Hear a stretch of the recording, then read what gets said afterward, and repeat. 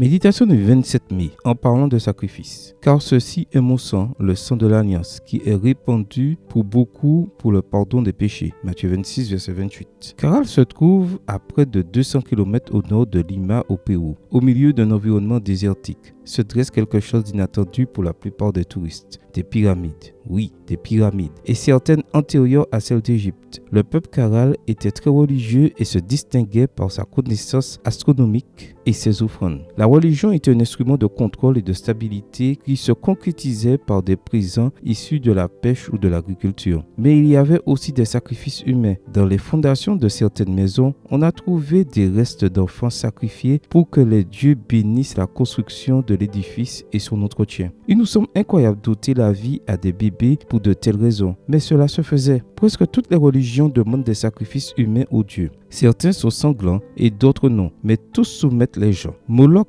Baal était un dieu qui exigeait la mort des premiers-nés pour calmer sa colère. Iphigénie, fille d'Agar, Manon, fut sur le point d'être sacrifiée par son père parce qu'il voulait aller au combat avec des vents favorables. Et ce n'était pas une exception, car sacrifier des enfants était une pratique très courante chez les Grecs, les Romains, les Celtes et les Vikings. Les demandes du christianisme médiéval étaient plus modérées, vie sacrifiée et soumise aux caprices des saints et des béatifiés. L'athéisme lui-même demande le sacrifice de la partie transcendante des individus en leur enlevant la spiritualité et en les abandonnant à leur corps. Dieu ne veut pas que nous nous sacrifions ou que nous nous immolions pour le satisfaire ou pour obtenir le salut. Il se fait sacrifice pour nous. C'est ce qui convient et c'est ainsi qu'il nous rachète. C'est une vérité essentielle pour que nous vivions correctement la religion. Personne ne doit mourir, pas même un petit peu, parce que le Christ est mort pour nous. Ce qu'il veut, c'est que nous vivions à sa manière, en aimant les autres et en nous engageant à être bienveillants. Dans 2 Corinthiens 5, versets 14 et 15, Paul déclare « Car l'amour du Christ nous étreint, nous qui avons discerné ceci. Un seul est mort pour tous, donc tous sont morts. Il est mort pour tous, afin que les vivants ne vivent plus pour être eux-mêmes, mais pour celui qui est mort et ressuscité pour eux. Cela nous encourage donc à vivre. Son sacrifice est une promesse de pardon et non de sacrifice supplémentaire. Son sacrifice est vie, vie éternelle. Amen. Bonne journée à toi et que le Seigneur te bénisse.